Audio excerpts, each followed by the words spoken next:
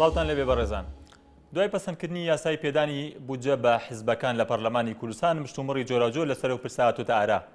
دوێنێ ژمارەیەک حزب و لایەن لە شاری هەولێر ناڕەزایی خۆیان سەبارەت بە یاساکە پیشاندا و داوایان لەسەر و کێرێم کرد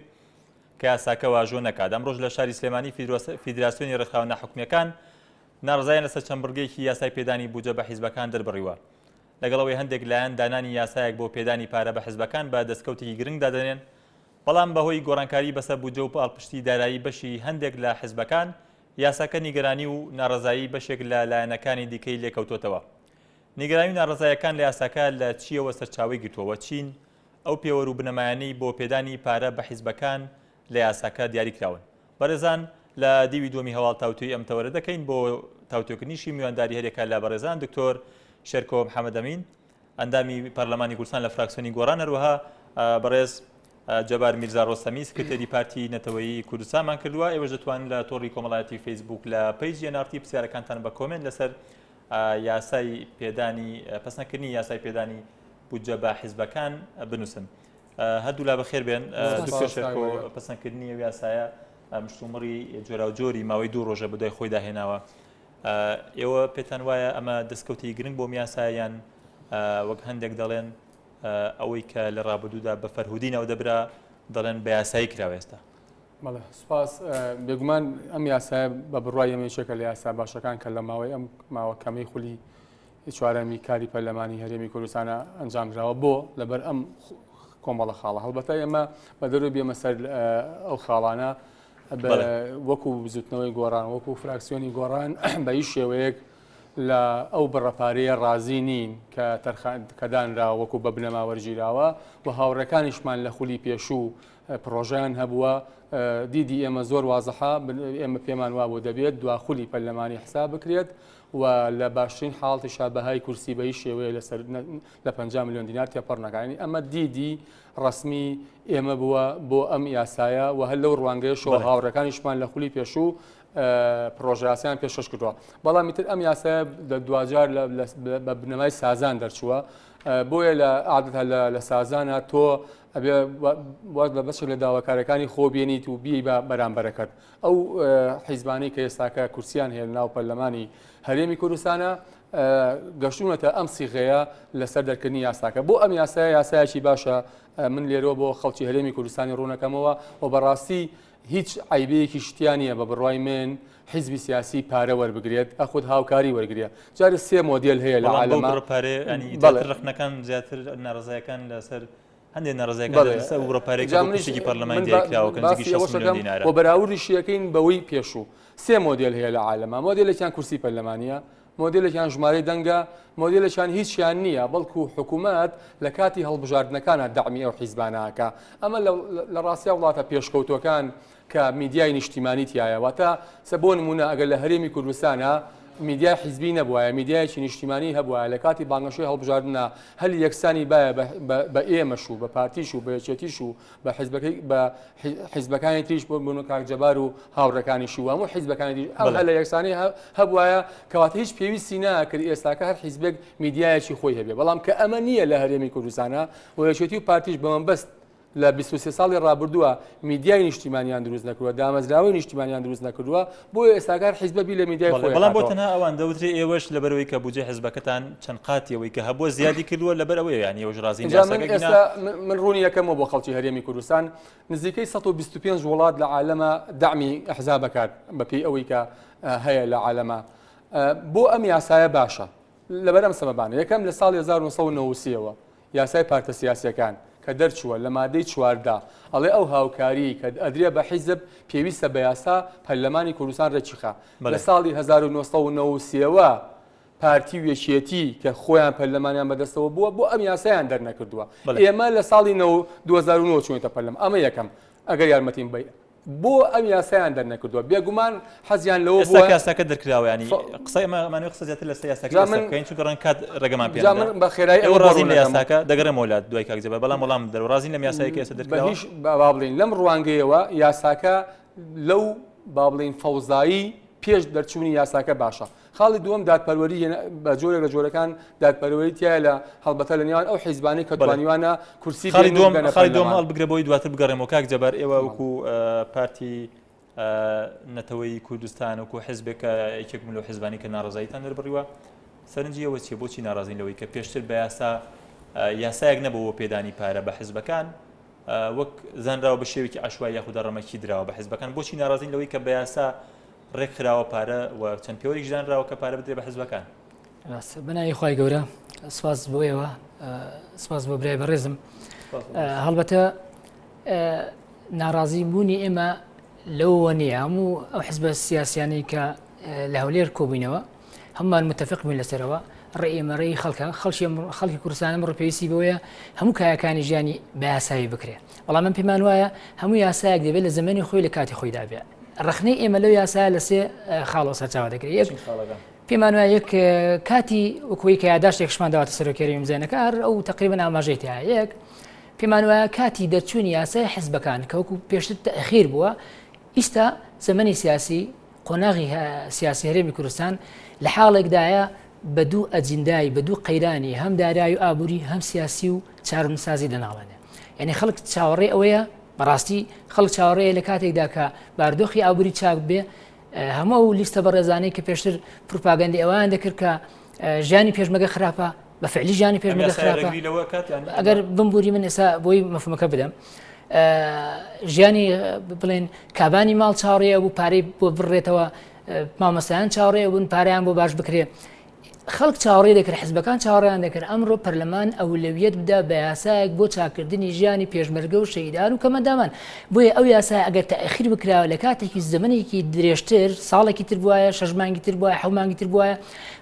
با بڵێن ئەم یاسایە بۆ ژیانکردنی باشی ئەمە بۆ چاکردنی ژیانی ئەم پێکاتانی کە چاوەڕێن لەبەرەوەی هەتا ئێستاش حملەی انتخابات لە گوێچکەمان دەزرینگێتەوە کە کابانی ماڵ چاوەڕێی پارەیە ئەمە مەبەستێک پەیوەندی بە پرسی بەشە بودجەی خۆتانەوە هەیە بۆ حیزبێکە بودجەتان هەبوو وەرتان گرتووە بە شێوەی سولفە یاخود هەر شێوەیەکی دیگەەوە بۆچی ناڕازین ینی پەیوەندی بەس ئەمەوتمانەمە خاڵ یەکەم ئەوە یاساکە بەم شێوێ بێت دوو کەروەسە یاساکە دەرەچوو مادەم هەموو حیزبەکان بەوەی دەسەڵات و بەوانەیە پێشتر ئەو سێ حیزبێ لە معارەزە بوون باقی حیزبەکانی کەش هەموو متفق بووین لەسەر ئەوەی داهاتی گشتی بە شێوەیەک سیاغ بکرێت بۆ حیزبەکان بە پێ و پێرانی کرد جنابی تۆر باسی کرد لە کوردستان دەپێی سیاسی حیزبەکان هەبێ هەموو حیزبەکان بە پێسەنگی خۆیان پارەیان بۆ دامدرێ ئێمە ئەڵێن پێوەری کورسی لە بنەڕەتەوە خراپە. بۆچی خراپە لەبەرەوەی یەکەم ئەو خەڵکی کە دەنگی بە جنابی کاکتۆ شێرک و هەر ئەندام پەرلەمانێکی یەکێتی یا پارتی داوە بۆیە دەنگی پێداوە خواستە سیاسەکانی ئەمنیەکانی ئابوووریەکانی خواستەکانی جێبەجێ بکە بۆ نا تۆ ئەم خەڵکە بێنی 20,000 کەسە 15,000 کەسە بۆ ئەوە نیە تو لە بەرامبەر پارەیەک بقبڵێنی 50 100 60 هەرچیەکە. بەڕاستی ئەمە یەکێکە لە عیبە هەر گەورەکانی ئەم بودجەیە کە بە پێوەر بە کورسی دانراوە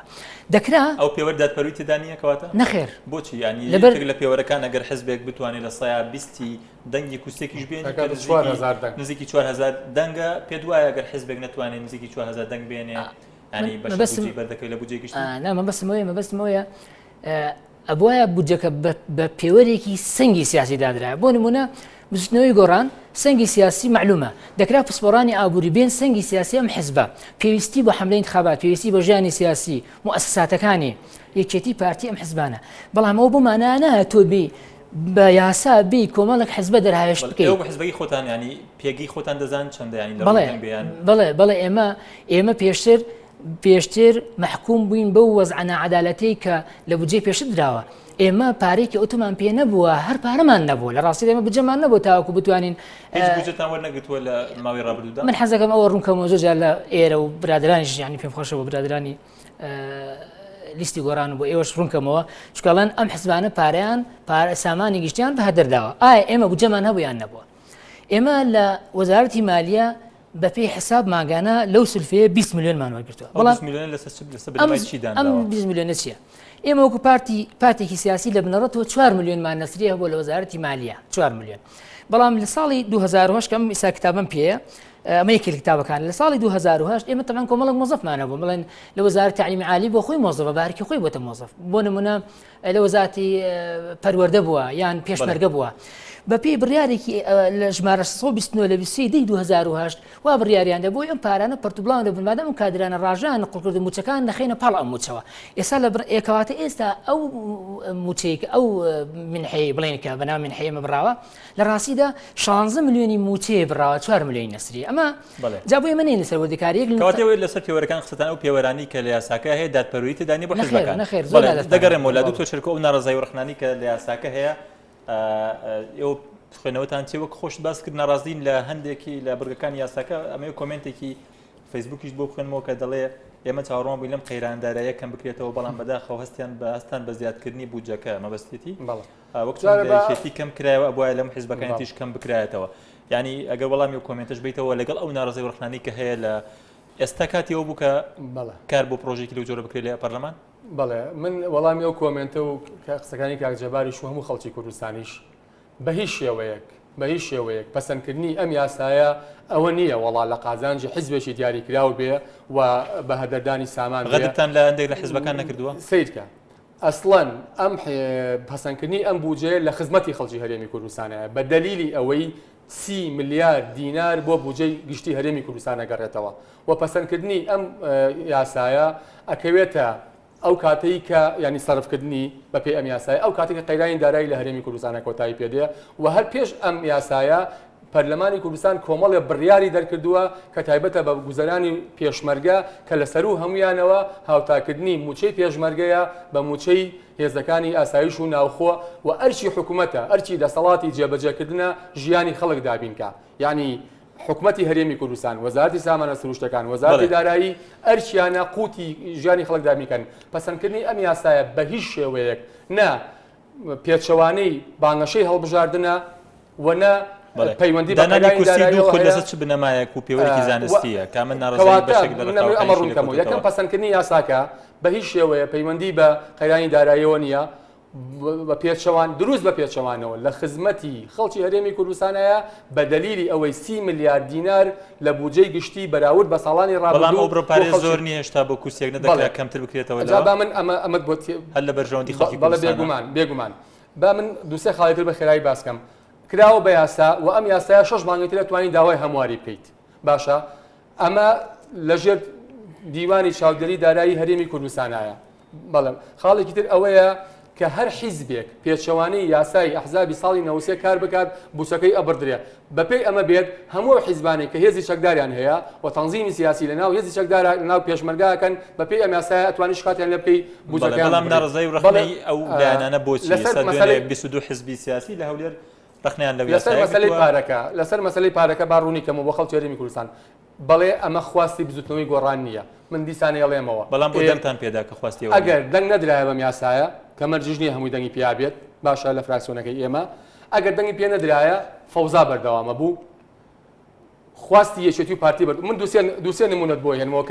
بۆ خەڵکی هەرێمی کوردستان هەمووتان لەبیرتانە لە ساڵانی ڕابردووە سکرتێریەکێک لە حیزبەکان وتی نیوەمان لە برسا و نیوەمان لە ترسا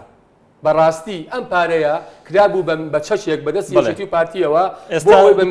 لە شوێنێکی تیا کاک مەریان بمبورە بە ئەم دوو نمونەیە بێنەوە من ئەزانم حیزب هەیە بمبورە بە ئەم نمونەیە بێنەوە حیزب هەیە هەڵوێستێکی سیاسی دەربڕیوە بووچەکەیان هاوکارەکەیان بڕیوە چون پەشیمان نامەیان پێنووسیوە اینجا دوای ویان سەرف کردوەوە ئەخیر نمونە لە کاتی حەبەی شوبات و ڕۆژاوی دوایە لەسەر هەڵوێستی سیاسی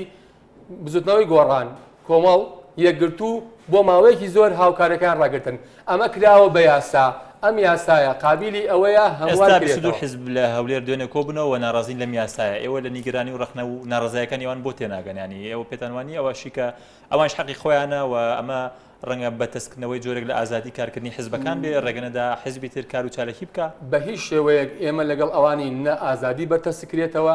نا مافی مرۆڤ پێشەلکرێت بزوتنەوەی هەڵوێستی و 22 حیزبیە ئێمە کۆمەڵە پێوەەر هەیە لە ناو یاساکە وەکو جەناب باسی کرد پێوەرێکیان کورسیە پێوەرێکیان ئەو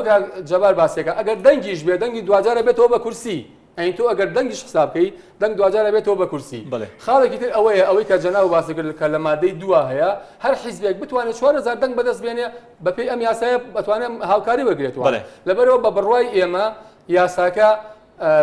بۆ ئەم قۆناغە یاسایەکی زۆر باشە بە دەلیلی ئەوەی لە ساڵی 90 تا ئێستاکە ئەگەر دەرکردنی یاسا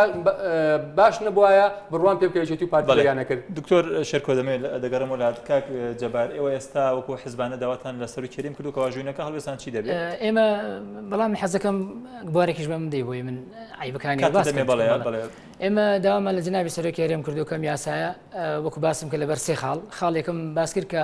عیبەیەوە هەیە کە دەبایە ئیحتیمام بە شتی تر بدرایە ئەوەی پێشمەرگە کە باسکە یاسای پێشمەرگە زۆر نقصانە چکە ڕاستپاردەیە دەکرێت حکومەتنیکە و بڕیارە ئەوەی ببوورە بۆ خەڵکی بۆی لە بابەتەکە لاە دەخر بڕیارە کاک 21 بڕیارە من خۆم لەوێ بووم دەنگم بۆ داوە بەی شێوەیە کاک بڕیارە و ملزەمە جێبەجێکەوە بۆی لە بابەتی بەرنامەکە دەرناسین کاک جەبار ئێستا ئێوەیانی باس لە هەڵوێستی خۆتان کەوکو حیزبانە ئێمە وتمان ئەوەی سەبارەت بە عیبەکانی کێ هەیە 22 حزب پەراوێز خراوە بواریان بە هەموو شێوەیەک لە بەردەمدا نەهێڵراوە تاوەکو بتوان لە پرۆسی سیاسی و لە عملی سیاسی زۆر جاریان تۆمەتبارەکەن بەوەی کە حزبی سێبەرن و خاوەنی ئیرادی ڕاستەقینی خۆتان نین لانەکانی کە دروستن ئەمانە دوژان بێ بواری منج بدەین عیبەکە بڵێم ئەمەش بڵێم چکە مەفهومەکە نەگا پێمان ئەگەر بوارە بدەن هەردوو وڵاتان هەردوو مەفهومەکە باسکەین عیبەکە باسەکەم باشە ئەو سێبەرێژەکەم این عیبەکە لەوەدایە تۆ 22 حزبی تورکمانیتیایە حزبی ئاشوریتیایە حزبی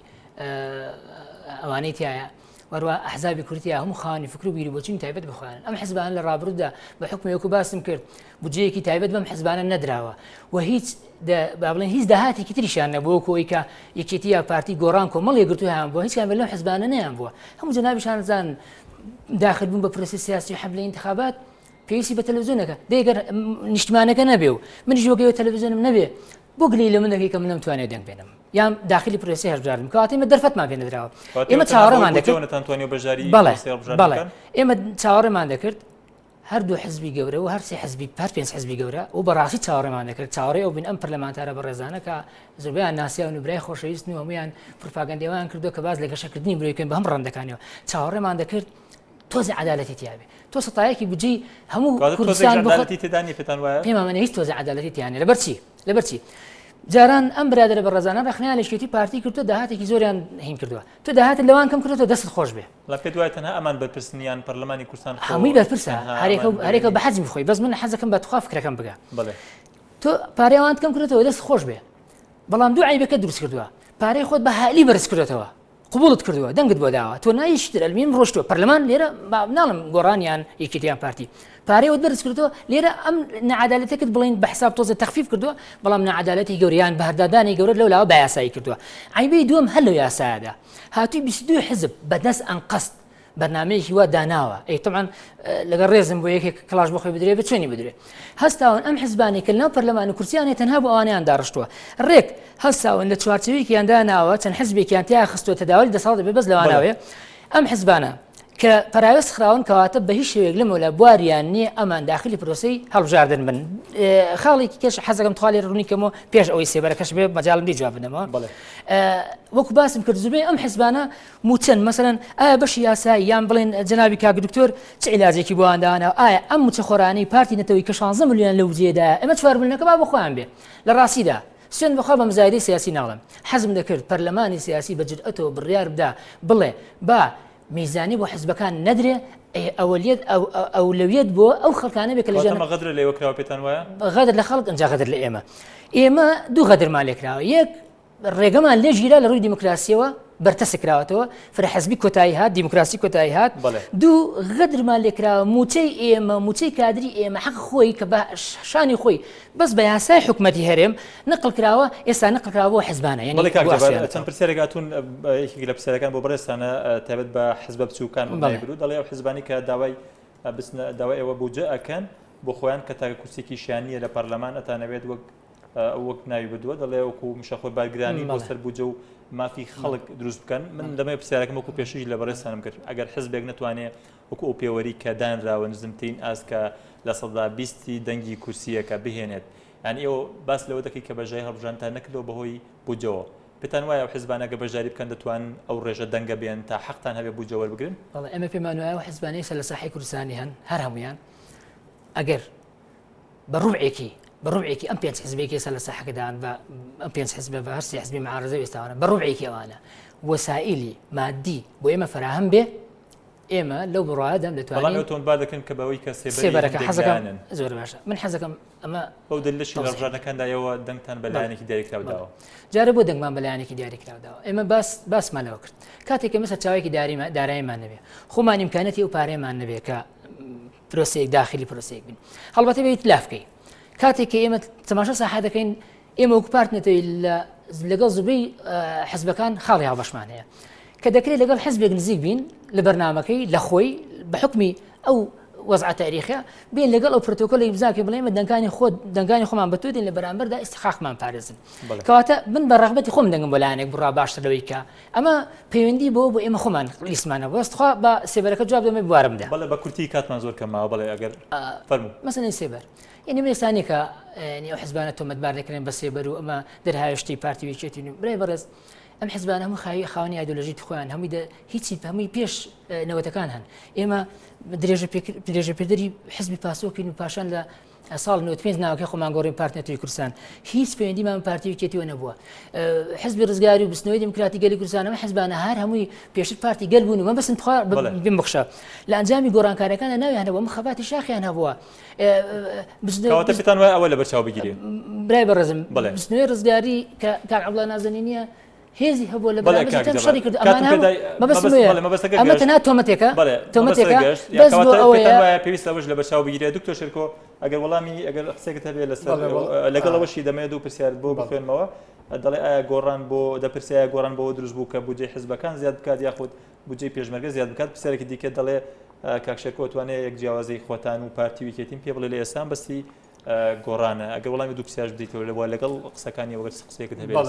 بێگومان دیسانی ئەڵێمەوە ئەم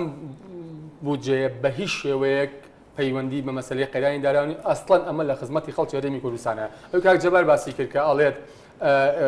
با بڵێن کارمەندیان هەیە ئەمە بەڕاستی کارێکی زۆر نایاساییە وە نەک لای ئەمان لای پارتی بێچێتی شێ ئەبینی بێژەرە لە تەلەڤیزۆنیە بەڵام لەسەر وەزارەت تێدایانەوە من لێرەوە داوا لە وەزارەتی دارایی داوا لە حکوومەتی هەرێمی کوردستانەکەم هەموو ئەو مۆزەفانەی کە مۆزەفی حکوومەت و لای حیزب داوامەکەن بیاماتەوە سەر ئیشەکەی خۆیان ئەو هاوڕیانەی کە ئەو باسیەکە بەڵێ مافێکی ڕەوای خۆیانە پێویستە بگەڕێنەوە سەر ئیشەکەی خۆیان سەر وەزارەتی خوێندنی باڵا سەر وەزارەتی شارەوانی کاری خۆیان بکەن و ئەوەی کە کاک جەباریش ئەڵێ لە ڕاستیە دادپەروەریتیانە بەڕاستی دادپەروەری تێدایە و ئەشتوانێ ئەم خۆی مادەم لەگەڵ حیزبێکی سیاسیە پرۆتۆکۆڵی کردووە کە ئیستحقاقی پارێزێ ئەتوانێت بچێت لەگەڵ ئەوە بەڕاستی داوای بەشەکەی خۆی لێ بکاتوانە لەسەر مەسەلەی ئەوەی کە